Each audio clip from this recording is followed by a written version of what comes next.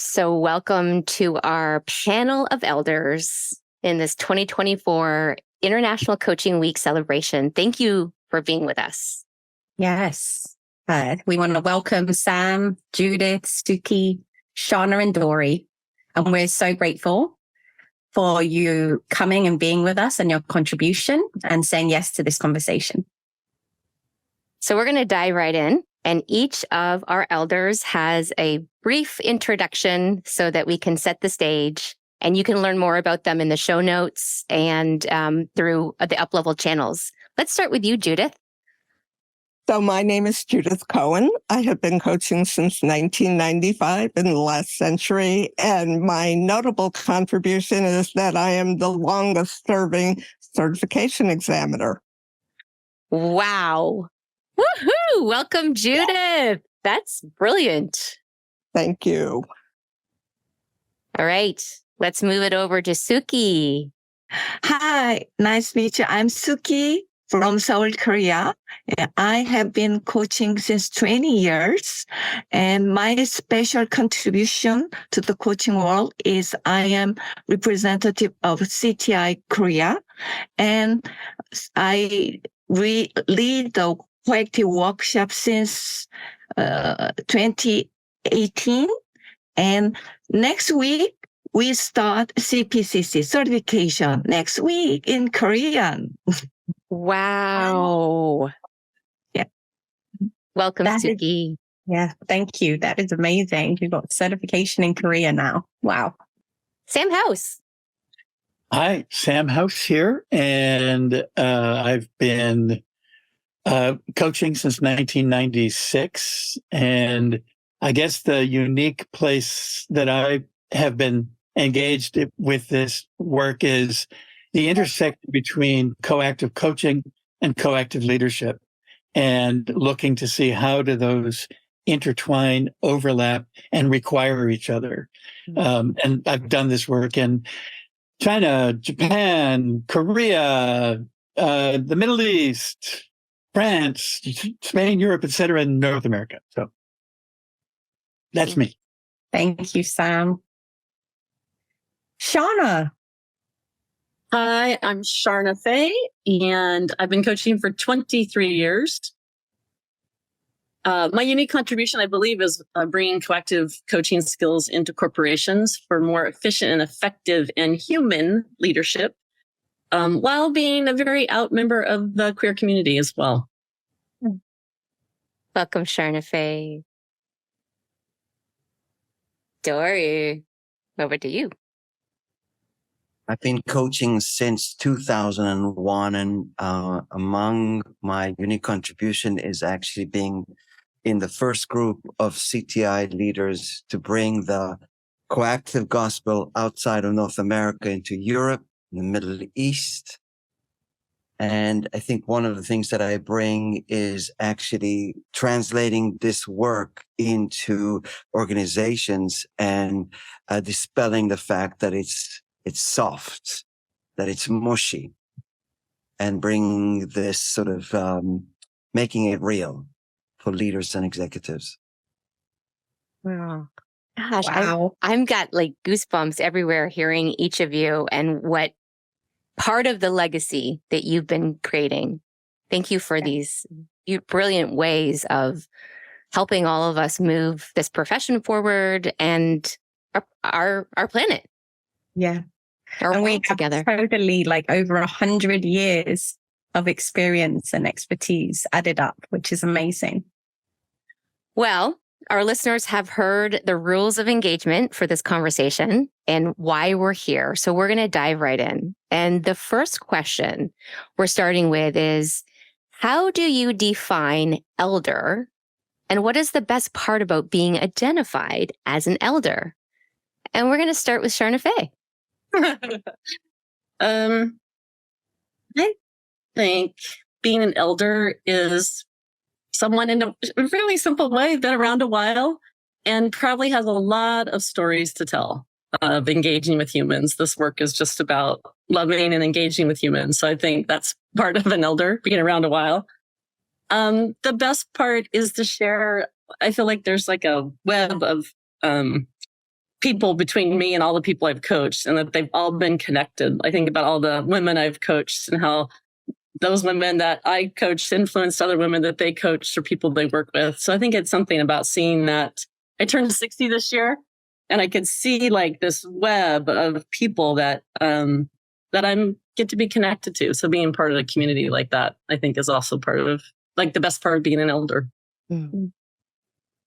What would I love what you're saying, Sharna, about being around for a long time, because for me, being an elder means that I've had plenty of time to make a lot of mistakes and enough time to learn from them.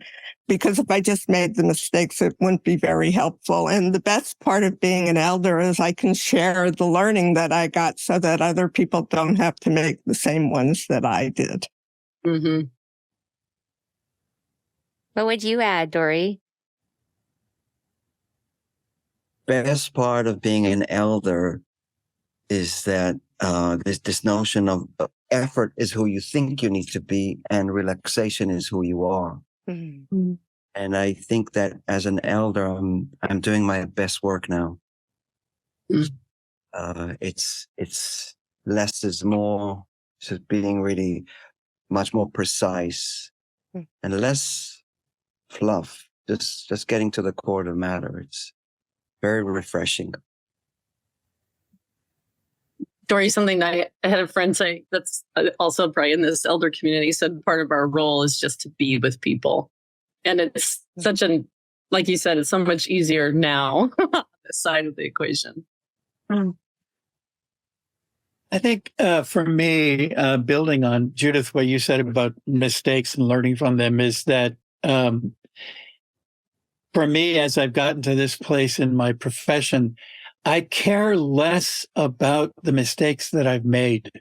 They matter less. I hold them all a little bit more lightly.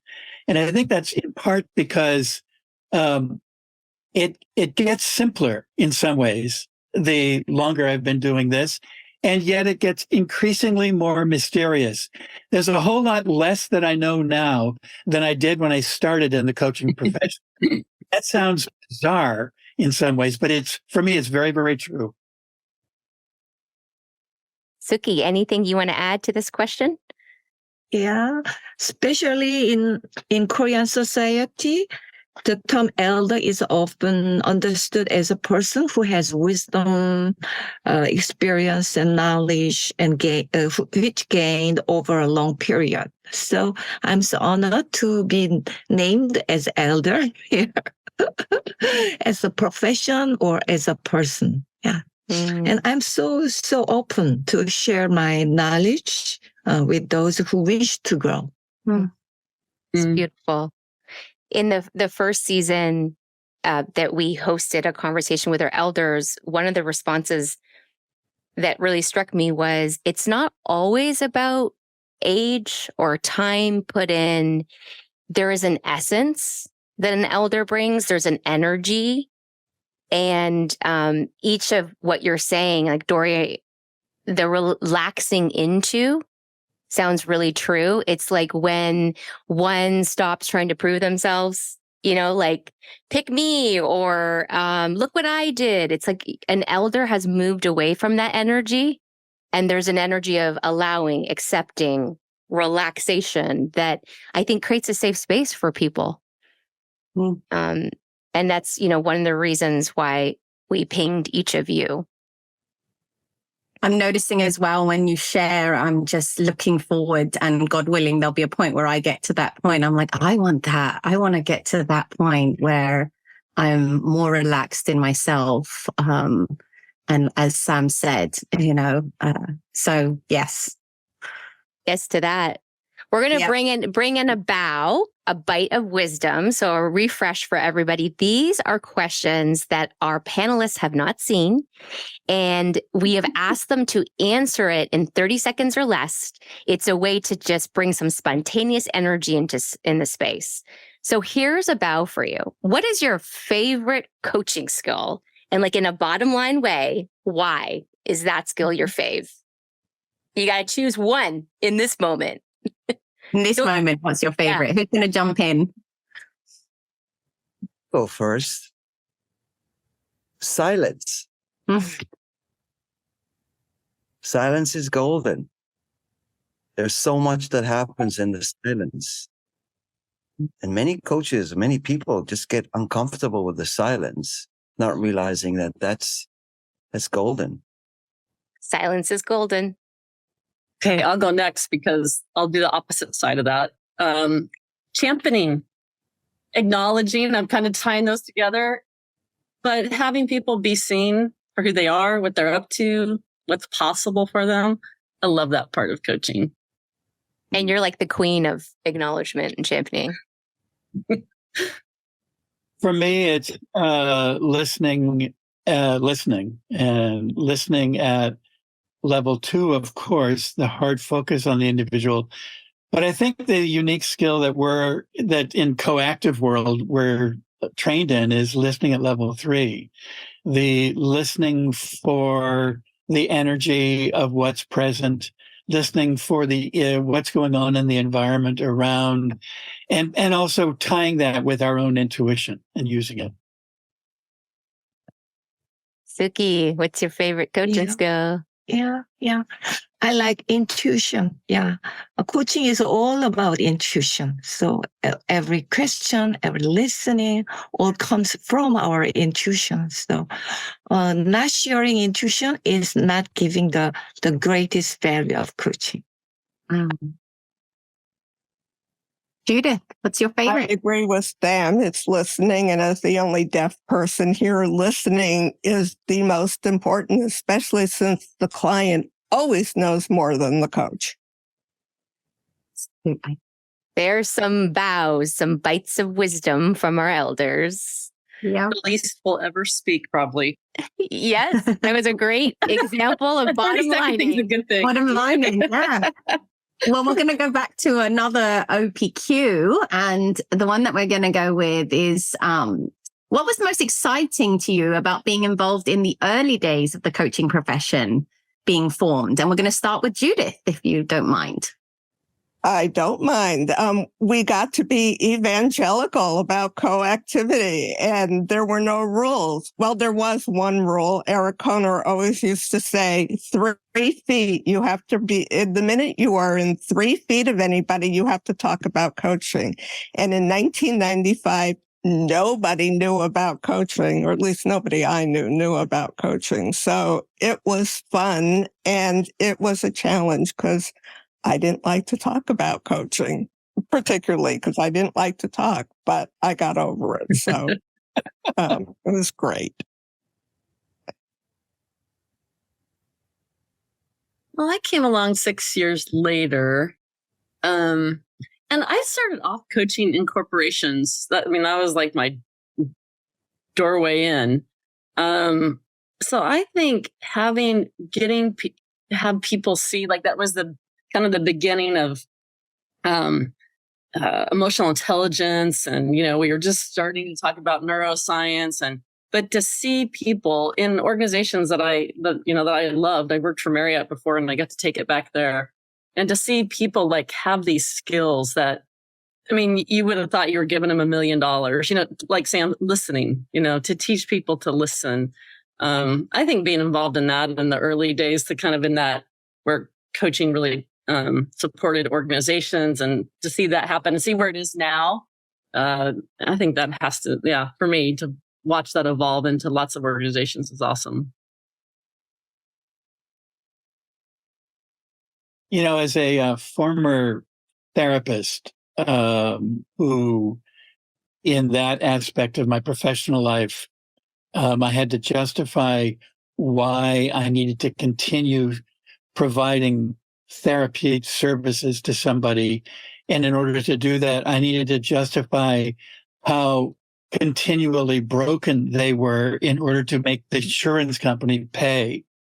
And so making the transition from that world, and by the way, I know there are many in the therapy world that do not subscribe to the only broken aspect. And I really want to give credit to that as well. And having come over from needing to prove brokenness to an insurance company over to the coaching world, where we start with this fundamental principle that people are naturally creative, resourceful, and whole. And that's how they always are, no matter what they're displaying in the world, no matter what the circumstances are. To move from that in the therapy world to this, that was so exciting to be able to open up a whole new window on the way people are and always have been. And to me, that was very, very exciting.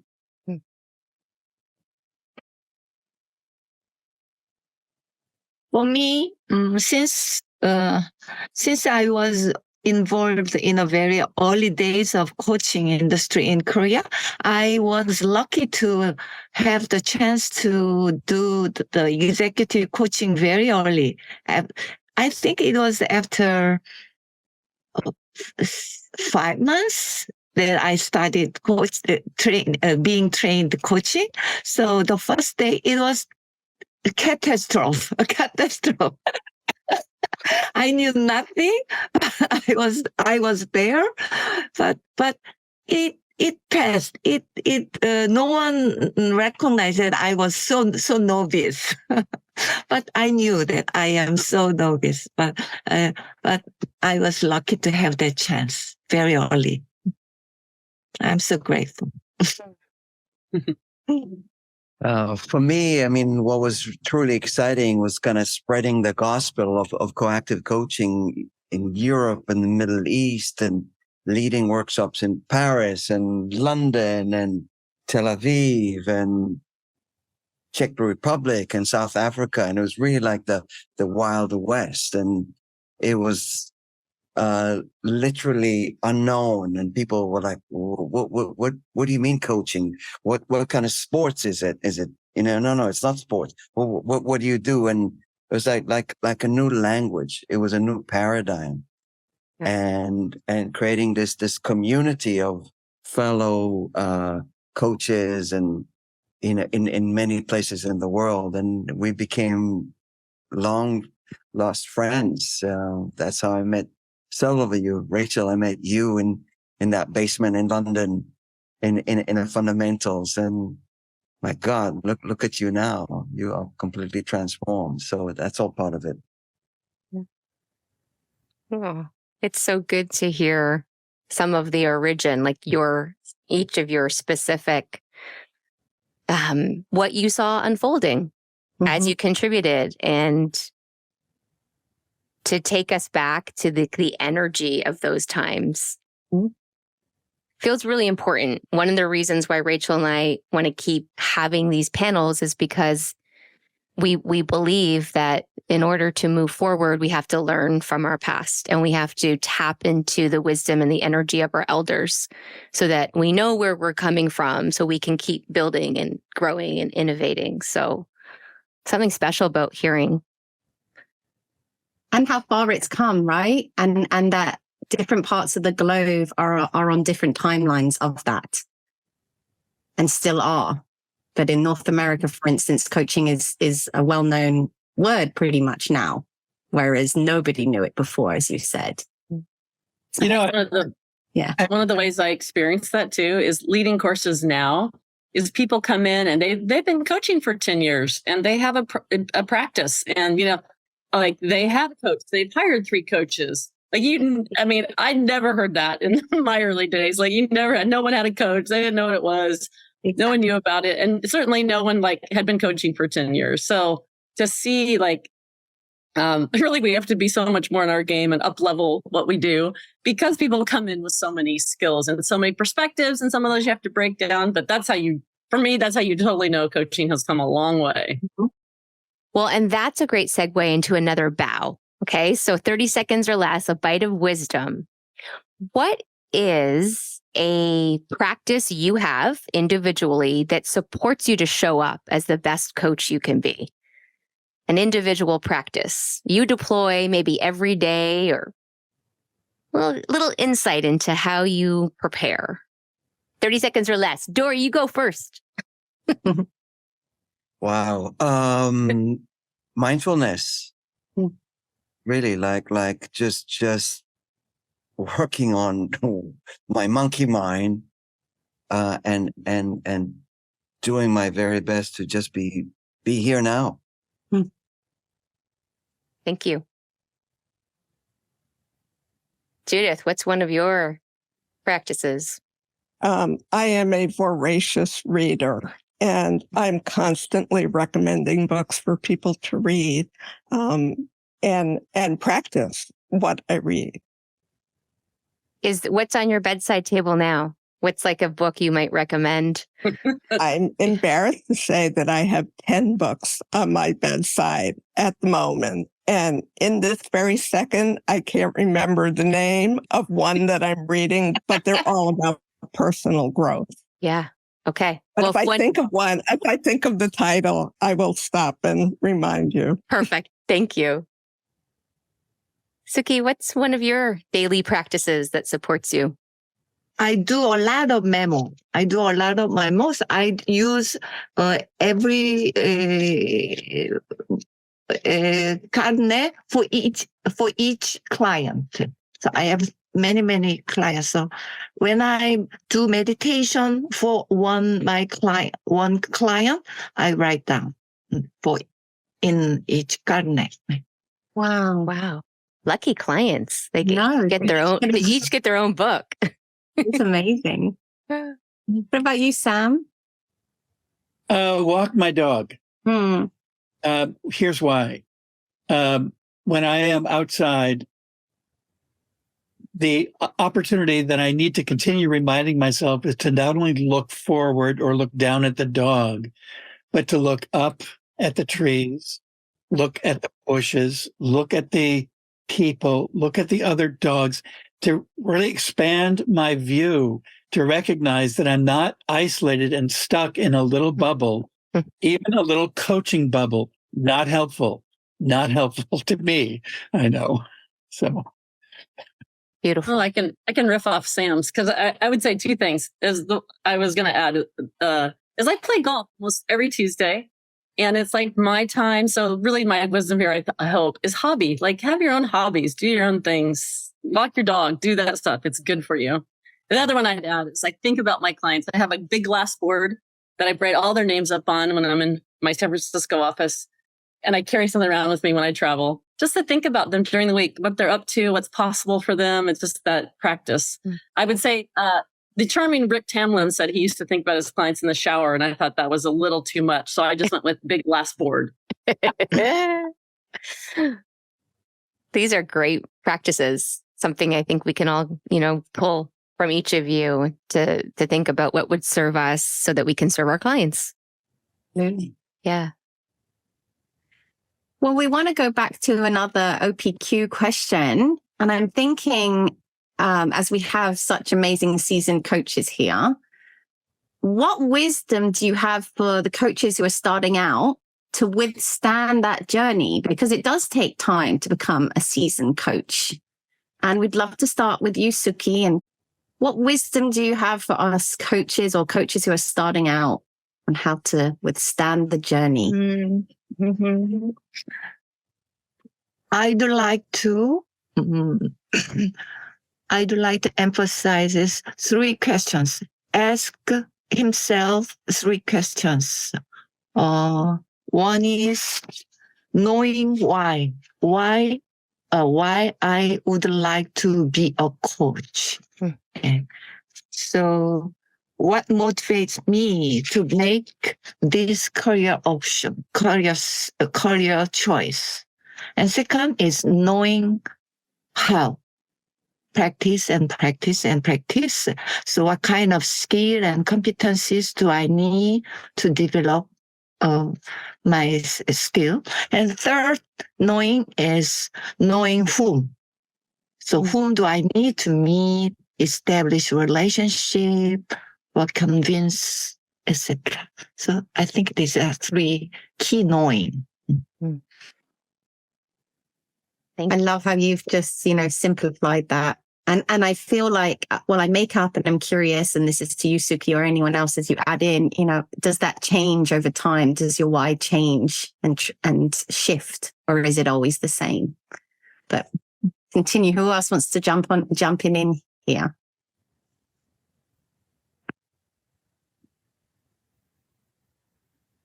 I think the biggest piece of advice that I do give people that I'm training is love your clients.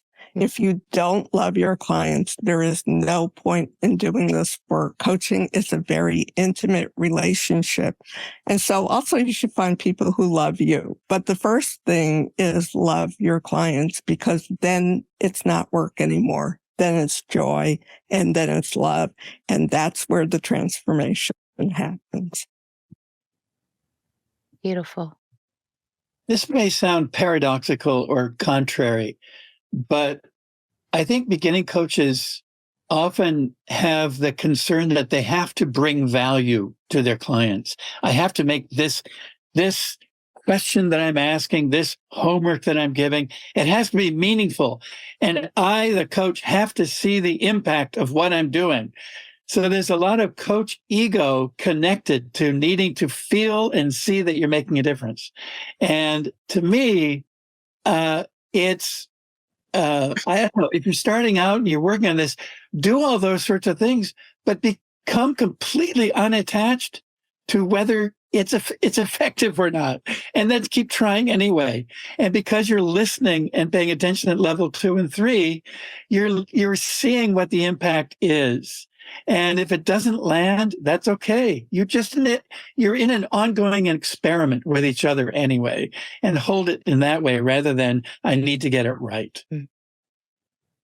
I love that. When I started out, if I didn't have my client didn't cry in my session, I thought I had not done a good job.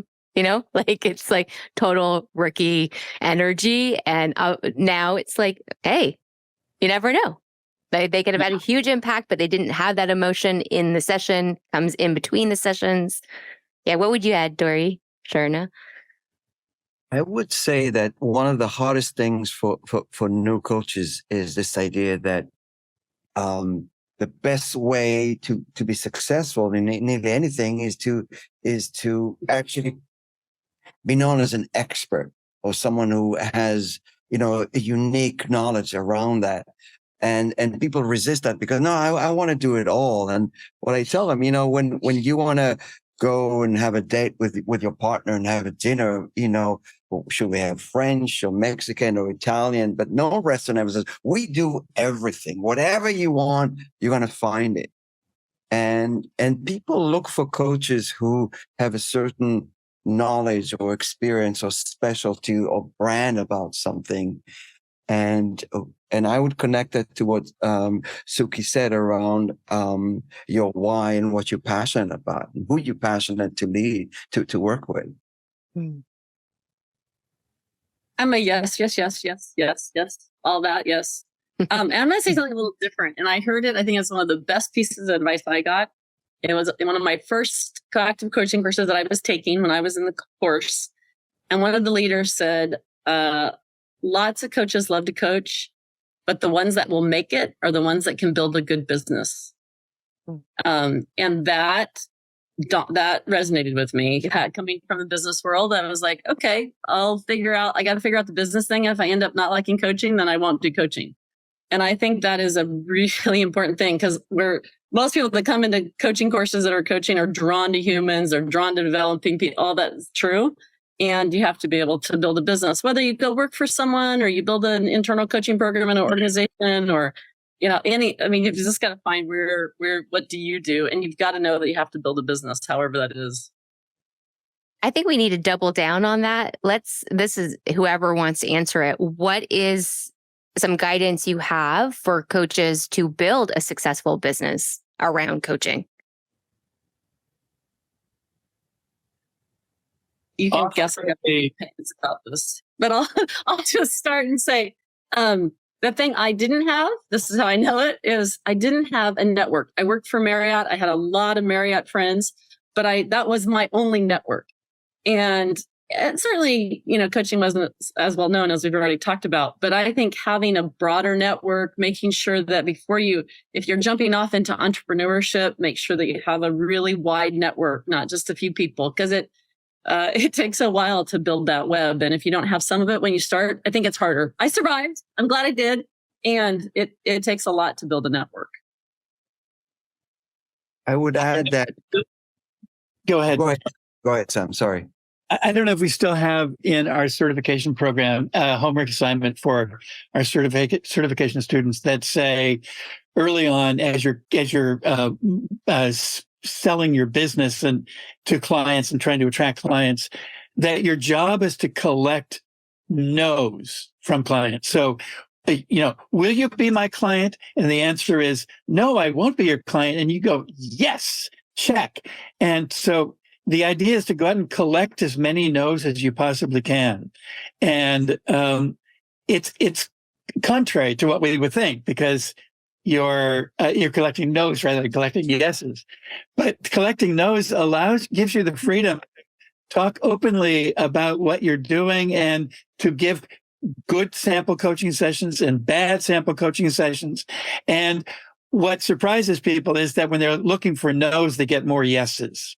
And that's for building the business, that's very, very, very valuable, I think. Dori, what were you going to add?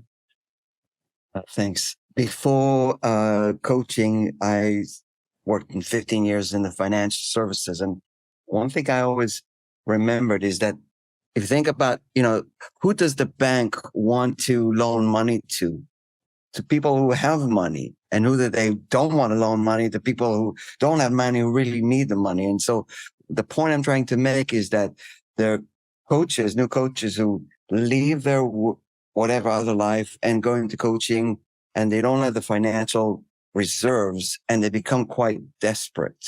Yeah. And they're in this survival mode, and there's nothing that's more of a turnoff than like, oh, please, please, please hire me. I bust, so have some kind of whatever reserves or something that you're not so desperate and in the survival phase. Yeah. Yep. If I could add one more thing, Christy. Oh, sorry. I'm sorry. Go, Judith. The paradox of sales for me is I found out that sales is actually coaching. When we do market research and find out what the needs are, it's very easy to sell. If you have no idea of what the market needs, you will not make a sale. So good coaching technique is actually good sales technique. That's great. I'm just going to +1 to Judith, because I always add to that, like getting comfortable that we're selling. People like in classes resist that. Oh, I can't sell this, and selling's terrible. I'm like, we have the best thing on the planet to sell. Like, go sell it. It's getting comfortable that taking away that the stuff that goes with selling. Like, we're selling the best thing ever. So finding your way to know that you have to sell and it's a good thing. Beautiful. Sookgi, anything you want to say about building your business around coaching? Pass. All right. Well, that's some really good wisdom. We're going to do another bow, and the question is big. We want to just set that context, but we're curious of what your answer is to this one in 30 seconds or less. Okay, you ready? So the question is, what's the connection with your spiritual or religious life and its impact on you as a coach? The connection between your spiritual and religious life and its impact on you as a coach. 30 seconds or less. You want to kick us off, Judith? I just had this very discussion, not about coaching, but about having an I-thou relationship and a we relationship. And that to me is the essence of co-activity. So I try to live it 24/7. I don't always succeed, but that's my spiritual practice and it's my coaching practice. Wow, that's a big question. So I would say that for me, the connection is direct connection to my purpose. And for me, it's a bit of a spiritual experience of when I'm truly on purpose. It comes through me. It's not a job. It's a way of being. Sookgi. I remember the day that I was on the tree at retreat 1 or 2nd. second. Yeah.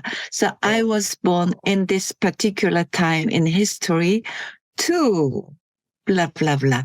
It was so thrilled. So thrilled. So, to remember that moment, that connect me to my spiritual myself. So spirituality means to connect to a higher level of my consciousness. Thank you. Love and kindness. Anna Greta, one of our other elders, she said, in the end, isn't this work just about love?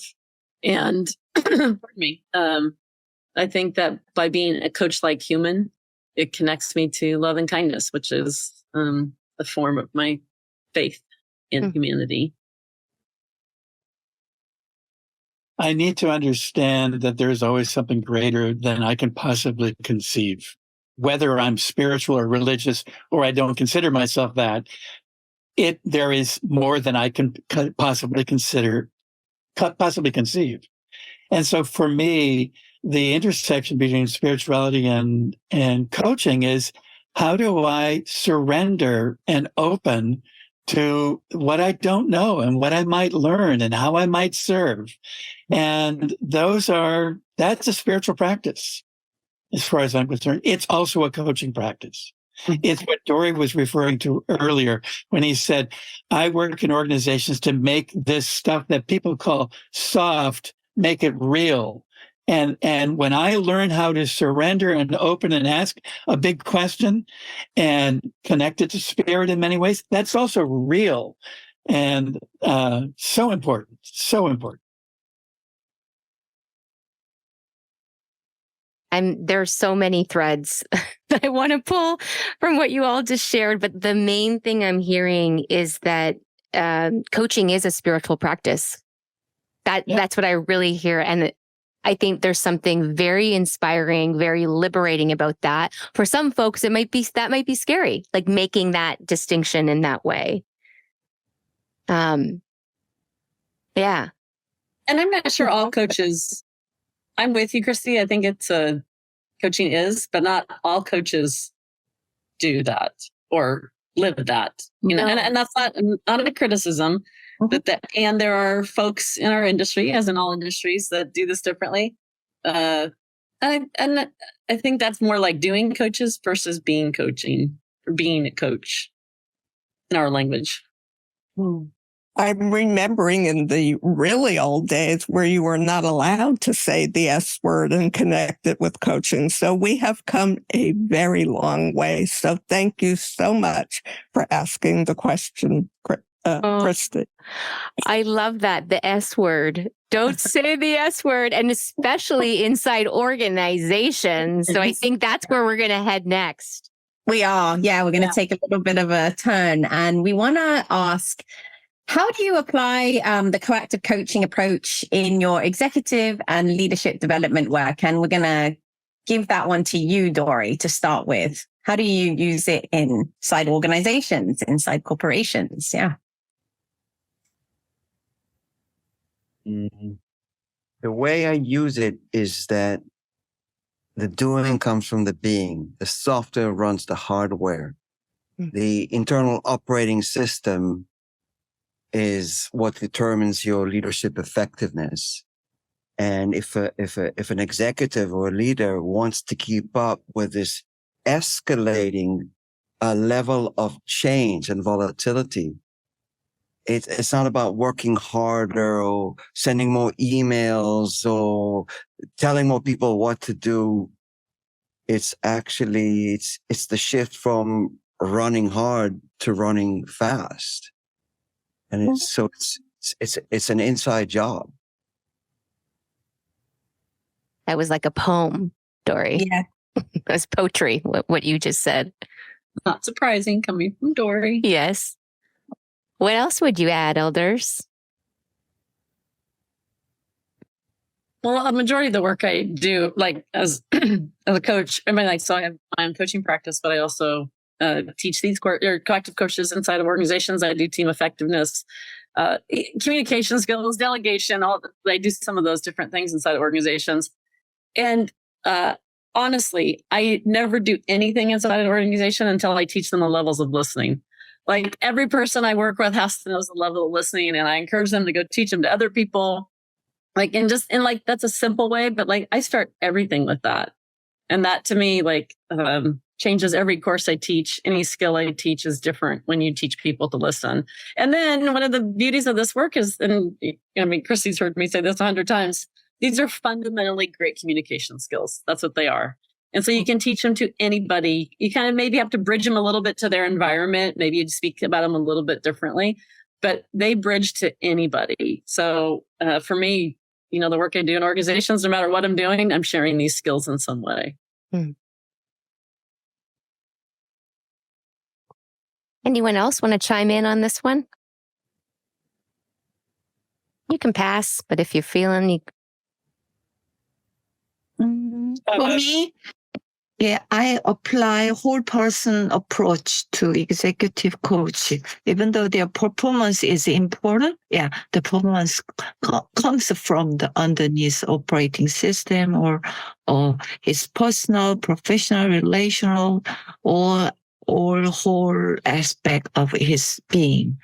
And one thing that I love about collective model is the paradox concept. So the challenge that executive face daily is mainly paradoxical form, on the paradoxical form. So their main skill must be maybe is around dealing with paradox. So not either, but both, and very, very flexible between two, and not take it as a trade-off, but both. So important, like the dealing with the paradox. I mean, everywhere, but specifically inside organizations, right? There's just so much of that. And so what I'm hearing you say, Sookgi, so beautifully is that coaching and coactive can be a model. It can be a way in for people to have more awareness that, hey, we're operating in a paradox. Let's be more conscious about it. And so that we can be more effective within that paradox. Yeah. I want to just underline what you're saying, Christy, too, because when you think about a paradox, by definition, it is something that can never be resolved. Between A and B, different from each other. B, no matter how much it tries to be A, or A, no matter how much it tries to be B, they cannot resolve themselves. So the idea of working in executive or leadership positions with people is, how do I help them hold the whole of the paradox without trying to resolve it? And that's the big challenge in working with executives and leaders. And I think that for coaches who are just starting out, they often make up, I often did forever, that, this is an important person in an organization. This because they have this executive title or this leadership role.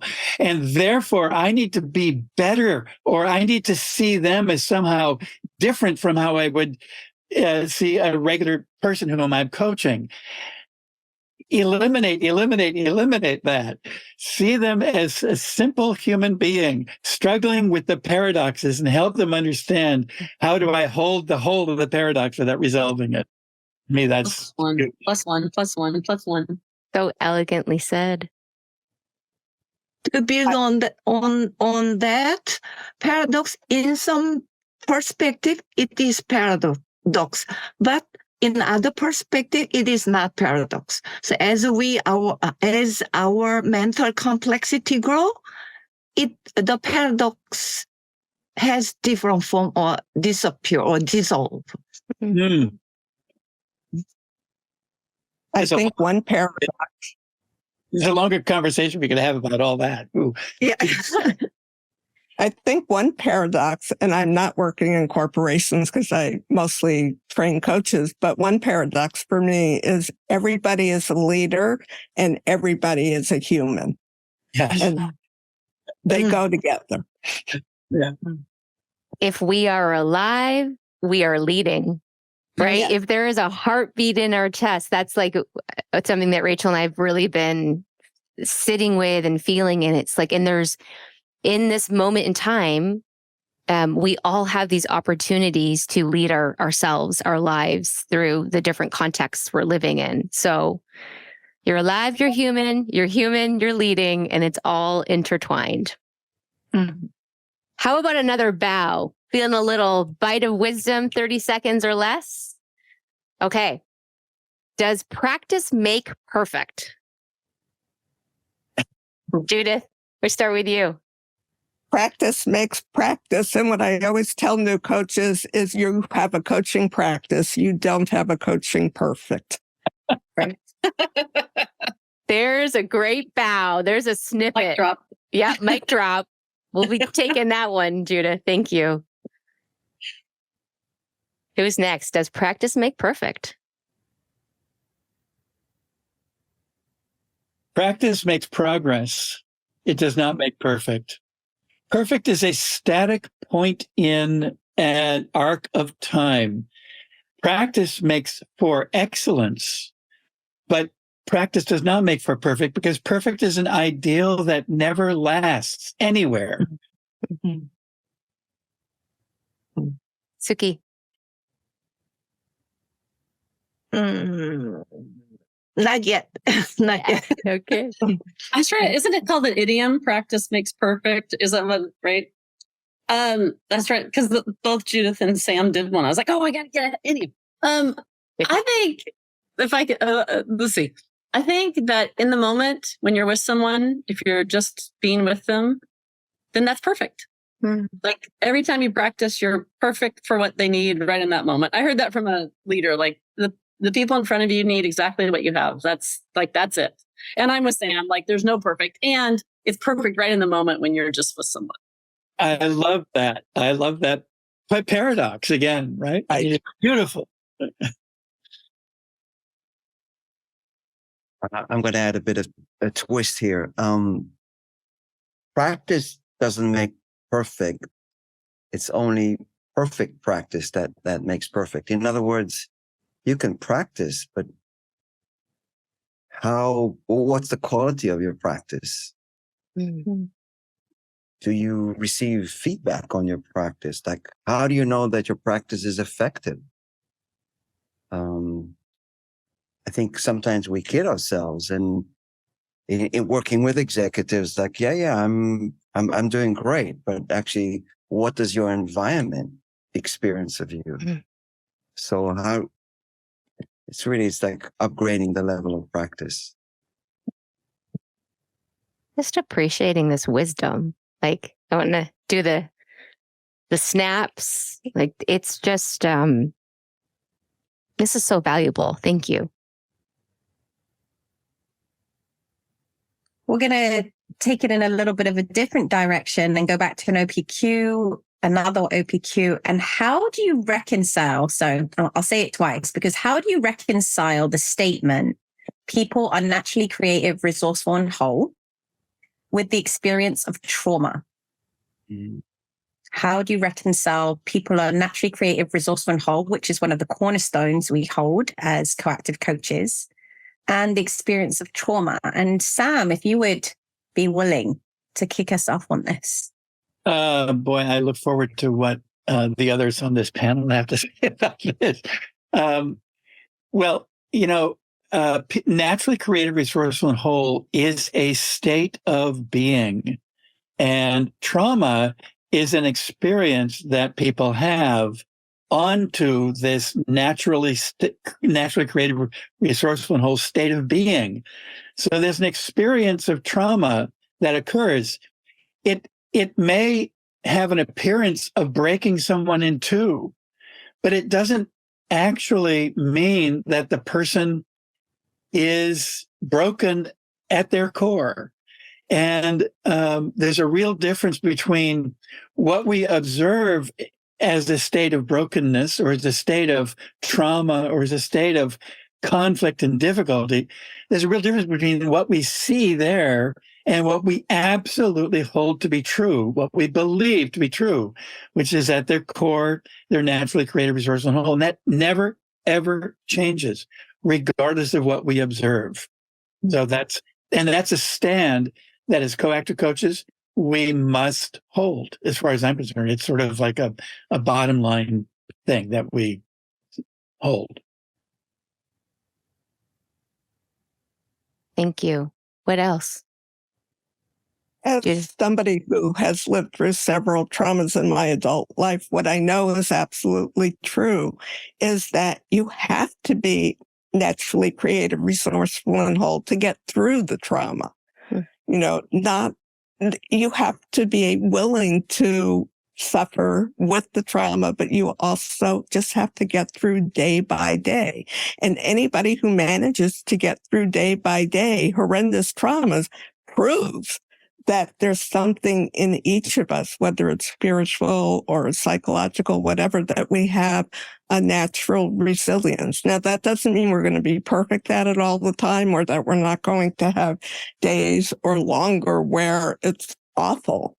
But the energy, as Sam was saying, beneath or around whatever is going on in the psyche that was done to us is healthy, naturally creative, resourceful, and whole, and helps us survive the trauma. Mm-hmm.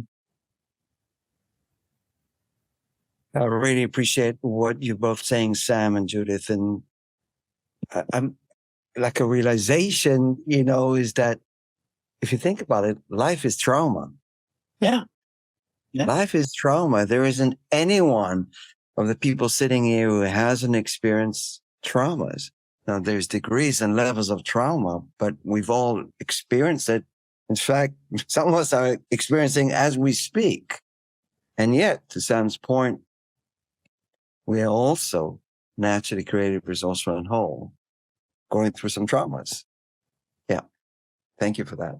Well, I don't know if I could add anything that's more wise than that. That's amazing. Yes again. I remember in a class one time, someone said, well, what do you do? What do you do if you're coaching someone with trauma? And I remember so clearly, I can tell you where I was sitting, what room I was in San Rafael, and I thought, and I just blurted out, I said, well, hasn't everyone had some type of trauma? I think there's such a range of trauma. Sometimes we make, some of the very difficult war, yes, that's obvious, and trauma is a whole range.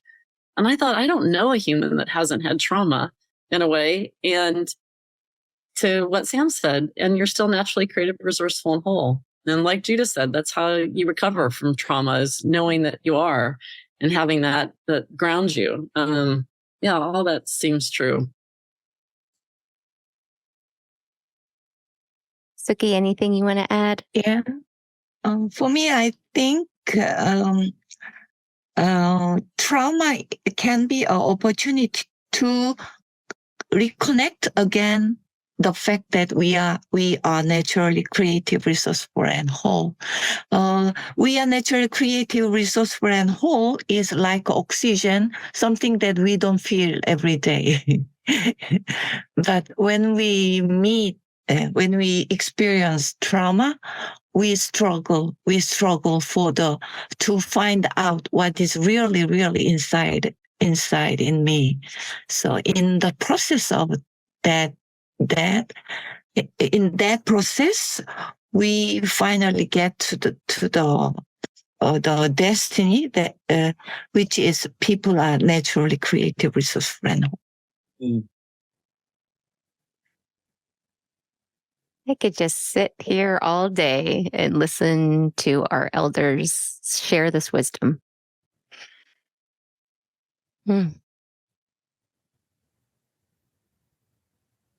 Well, we're going to start landing the plane and bringing it home. So we have a final question, and we're not going to put a time limit on it, but we really want to hear from each of your hearts. Because we know that the past 4 years on planet Earth have brought unprecedented crisis, chaos, and change. And we want to know from each of you how you see coaching or people being trained in coaching skills or receiving coaching, how it can help humanity move forward in this juncture in time. Jump in when you feel called.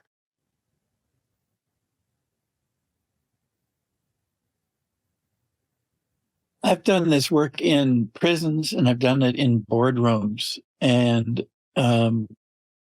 it's no different with a bunch of inmates in a prison than it is with a bunch of inmates in a boardroom. Except that sometimes in prison, because they often come with egos that have been sort of set aside, that the belief in themselves is so not high, that they absorb what you're bringing them much more easily than in a boardroom where the egos are very strong and there's a lot more to penetrate there.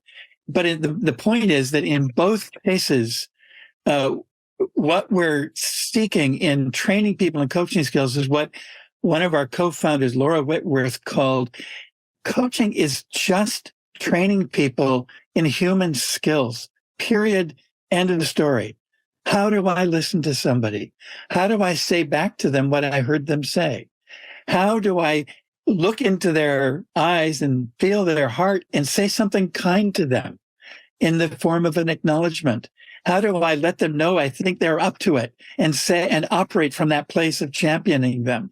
Real simple human skills. That's all it is. And so seeing inmates in prison begin to trust and open up and do this with each other, seeing well-protected executives learn how to look at each other and do this with each other is the pathway to creating a world of greater harmony. And it gets me very excited to think that it's simple and yet it's profound what we're here to do and train others to do. Those are my words for that. Thank you, Sam. Well, it's always easy for me to jump in. So I'm with Sam, and I said this earlier, and I say this a lot. I just think they're fundamentally great communication skills. And to me, human skills, communication to me is the way we connect to people, how we grow communities. And they just truly are. Sometimes people in courses ask, well, how do you not coach your spouse? Or how do you not coach your friends? Or I want to coach my friends. And I often just speak to you'll become coach-like in the way you are in the world. You'll just listen more. I'm a better sister, I believe. I'm a better daughter. I'm a better friend. I'm better with the server at the restaurant because I listen more, I ask more questions. I'm more curious than I've ever been. And it becomes a part of who you are. And those are healing. They've been healing to me, inside of me, my internal, but into all my relationships. So apply them everywhere you go. I say that all the time. If you want to practice, apply them everywhere you go.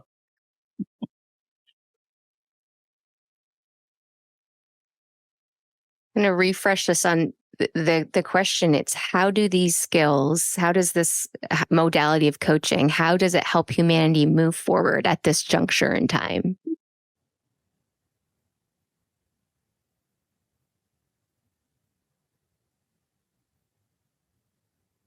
Well, I don't know if I can answer how it does help humanity. I can only answer how it helps me.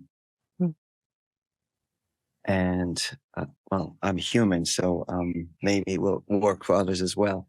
So over the last 5 years, I went through 2 incredible, difficult traumas. The first one was when one of my kids was diagnosed with a brain tumor at a very young age. And the second one is actually going now as we speak with this war here in Israel and the Middle East. And, Mike Tyson, the boxer, once said, everyone has a plan until you're punched in the face. and it was a huge punch in more than the face. And thank God I had the coactive model so I could design an alliance with my wife or my daughter, or do some work around stuff that I can't deal with using the process principle, or really connect to what fulfills me when everything around me is going crazy. So I think we have so much in our coactive model that sometimes we take for granted, or we kind of like it's the doing of it and it's a theoretical academical piece, but it's actually quite profound. And I know that to be true in my life. And I believe it can be of service to many more people. Thank you for your humility, Dori. It's a big question, so I am not sure I can explain clearly in English, but I'll try. Human has many. The more I know about human being, the people are more great, and the more I know them, people are less. People are mean at the same time. So the history, the postmodernism goes two ways. We go higher and we go lower at the same time. So I think coaching hold the world and our history going up. Sookgi, can you say that in Korean so we can hear it in your mother language? Okay. Yeah. Thank you. 예, 우리 인간은 굉장히 위대함과 동시에 매우 또 사악하고 이기적이고 그런 면이 동시에 있는데 그것이 우리의 인간이고 역사고 문명인데 그것이 유사 이래로 쭉 이어져 왔기 때문에 우리 세상은 상승하기도 하고 하강하기도 한다. 그랬을 때 이 코칭은 바로 우리의 이 문명사를 상승하도록 도와주는 하나의 훌륭한 툴이다. 끝. Thank you. Thank you. I'm just noticing the energetic difference between when you spoke in English and when you speak in your native tongue. And I think the beautiful thing about coaching is that we all get to learn to speak in our native tongue, which I think is love, which I think is really being seen and known for who we really are and not having to translate. And that's my hope, that coaching allows a universal language of the heart. And I know that that's especially true of coactive coaching. I know that it's worked in my life that way, and everybody that I've coached and everybody I have certified. And it just brings me great joy and hope for the future, even though things are pretty dark right now. Christy, when you pointed us back to the question of like what about now? Like, how's it serving the planet now? I appreciate that, and pondering that is that I'm kind of curious if the planet's kind of been in this disarray even before we had social media to know how much disarray, and that we could communicate worldwide and know all of it. So I think these skills I think could have always been useful. And the great thing is that we can get these skills around the world today. I think about what the pandemic did, how we were never online and then we were, and how many more people we reached. And like that, we're all of us are in different parts of the world right now. And, Dori spoke to all the places he's been and, and delivered this work, and Sam too. And like, you think about that, like, it's just that I'm not sure it's any different now. It's just that we have more ability to get it out onto the planet faster, maybe. To heal, it's healing, it's connective. And this is why we circle up the elders to come and share this wisdom. So thank you to each of you for your unique contributions that you've made and that you'll continue to make. I feel really touched. I feel really moved. I hope our listeners can feel what's in this space right here, right now. Thank you for tuning in, listeners. Yeah. I'm quiet right now because I feel that so much profound wisdom has been shared. I've been writing notes throughout. And very, very grateful to be in the presence of all of you and have you speak for our community and to our community. So thank you, thank you, thank you. I have to tell you both that, there's this saying, it takes one to know one. And you have spoken to us as though we are somehow in a different place as elders, when in fact, you demonstrate everything I would ever want in what I would call an elder myself. So thank you for co-creating this with us. Mm-hmm. Hear, hear. We love each of you, and may there be many more conversations like this in our community and beyond our communities, where we're modeling these types of skills, but also this way of being with one another. It's needed and it is healing.